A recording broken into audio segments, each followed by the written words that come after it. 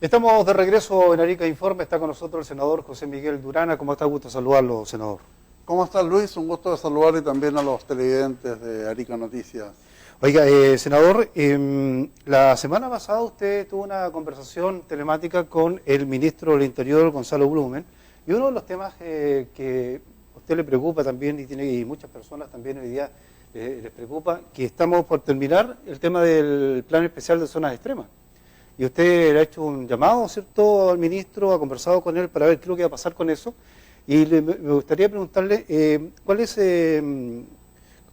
por qué reviste tanta importancia estos dos temas, que son uno, el plan especial del PEPSE y también el plan Parinacota? Bueno, lo que yo conversé con el ministro está focalizado fundamentalmente en, si bien hoy día estamos atendiendo la importancia de la crisis sanitaria, es tan grave la social y económica.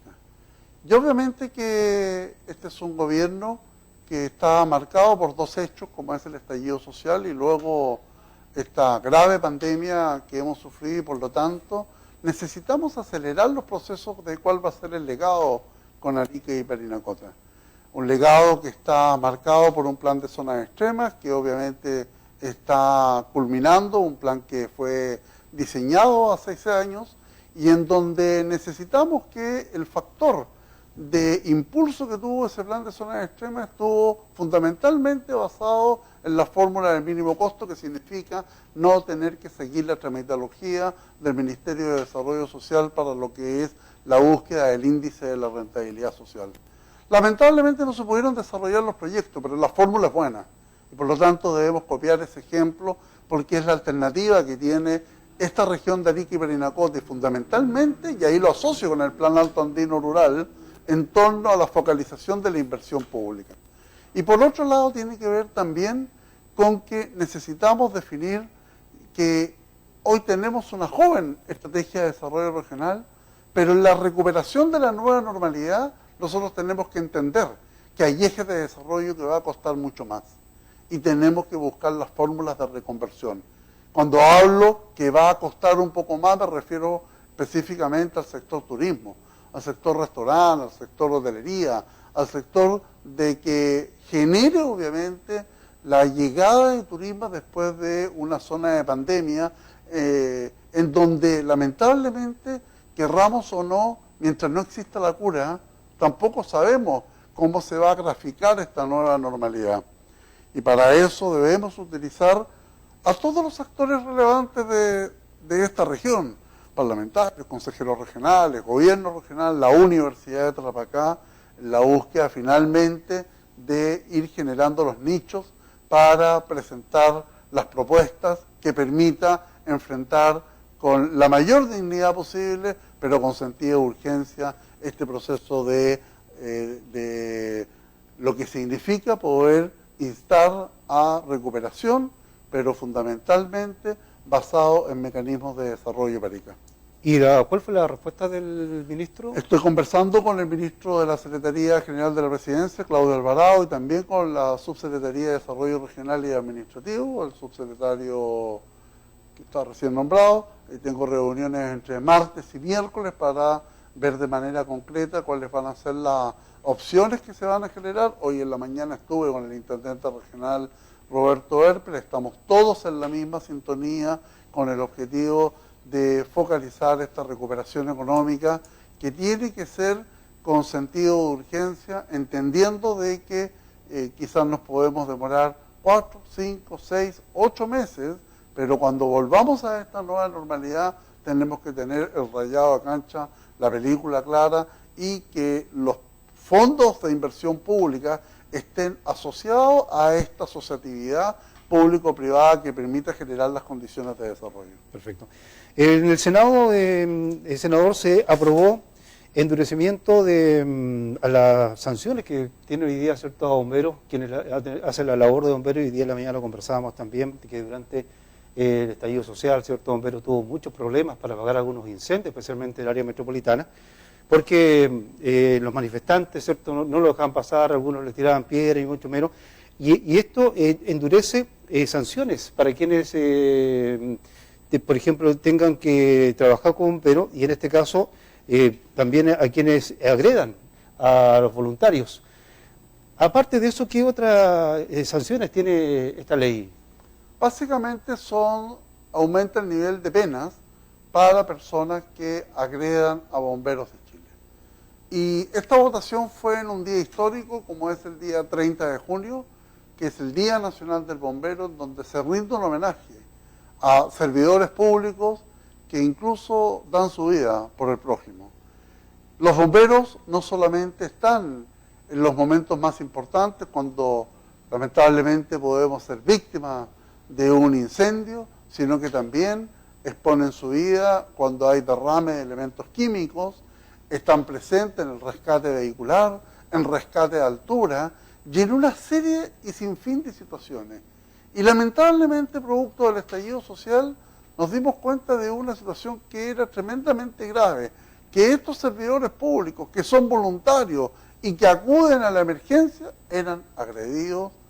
de una manera que no es posible tolerar. Y por lo tanto, de manera transversal, se le están entregando las herramientas a quienes administran justicia para que efectivamente se aplique todo el rigor de la ley a estos antisociales que lamentablemente no solo impiden la llegada de bomberos al lugar del siniestro, sino que además actúan con violencia contra estos mismos bomberos y a su vez también, obviamente, no permite la llegada de la ayuda, que es tan importante, que es tan necesaria, porque la ayuda, de acuerdo a las distintas funciones que realiza el bombero, obviamente es muy diversificada y lo más probable es que alguna persona necesite urgente la llegada de bomberos porque puede estar en ese minuto en riesgo su vida. Perfecto. Hablemos del plan de protección para la clase media que fue anunciada esta tarde, el domingo, por el presidente senador. Bueno, tal como ha sido la tónica del gobierno del presidente Piñera en focalizar la ayuda social hacia las personas, hacia la familia, hacia los trabajadores y hacia la pequeña y mediana empresa, hoy día también llega con un apoyo solidario al sector de la clase media. Son 4 medidas bastante concretas, las 2 primeras están focalizadas en lo que significa un subsidio para poder aumentar y ayudar a pagar el arriendo de aquellas personas que, habiendo perdido sus posibilidades de trabajo, hoy día tengan en riesgo el poder seguir pagando el arriendo de su propia casa. También la postergación de los créditos, de las cuotas de los dividendos en los créditos hipotecarios. Eso obviamente que te refleja una necesidad absoluta de muchas personas que ven con mucho miedo de que el día de mañana se le pueden estar acumulando estas cuotas y el día pueden estar sujetos a ciertos remates o embargos. También viene un mecanismo de créditos blandos que obviamente estamos esperando su aterrizaje de cada una de estas medidas para ver cuál va a ser la orientación que se le va a entregar en el Parlamento, y también una nueva reprogramación para deudores universitarios que están con el crédito con aval del Estado. Estas 4 medidas obviamente que focalizan un interés que significa de que hoy día también vamos a hablar del apoyo a la clase media. Conversado con algunas personas, hay ciertas dudas con respecto a estos créditos blandos versus lo que significa a lo mejor poder alcanzar un subsidio. He estado escuchando ahí algunas declaraciones que se han generado en la Comisión de Hacienda y Constitución del Senado, en donde también buscan focalizar estas oportunidades sobre la base de, bueno, aquellas personas que finalmente, aún manteniendo sus ingresos, sea por la vía del seguro de desempleo o porque efectivamente están trabajando o han tenido alguna sobrecarga en razón a situaciones de pandemia, producto de que necesariamente han habido familiares o hijos que han perdido sus fuentes laborales. Lo que se requiere es saber si es que estas personas, para poder recibir el subsidio, van a tener la alternativa de poder acceder al ingreso familiar de emergencia. Porque se supone que este ingreso familiar de emergencia que habíamos aprobado hace una semana atrás tiene la condición de apoyar a las personas que componen el registro social de hogares en el 90% y apoyar también a los nuevos vulnerables, a los que hoy día, de acuerdo al informe socioeconómico de emergencia, pasaron a estar en una condición de vulnerabilidad porque perdieron su fuente de trabajo. Si finalmente no fuese así, tenemos que ir pensando entonces en ver cómo ampliamos este ingreso familiar de emergencia. Porque ahora viene esta línea imaginaria de saber hasta dónde efectivamente te cubre el ingreso familiar de emergencia y hasta dónde hoy día también empieza a cubrir estos beneficios de la clase media.